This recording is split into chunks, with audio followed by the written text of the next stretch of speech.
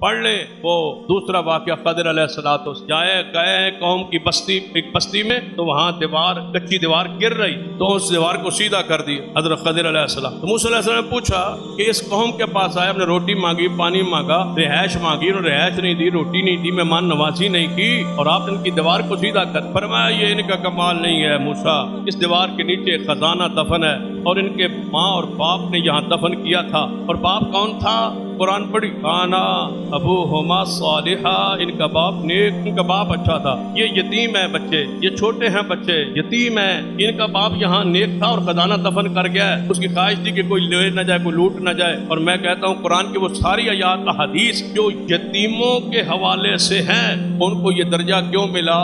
ان کے سر سے کون اٹھ گیا؟ باپ۔